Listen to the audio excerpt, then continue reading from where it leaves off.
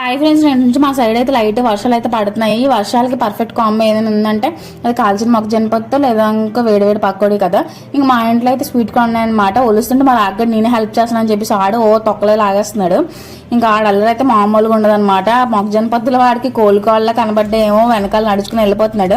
ఆడల్లా నడుస్తుంటే నాకు ఒక పాట అయితే గుర్తొచ్చింది, వయ్యారి భామ నీ హంస నడక.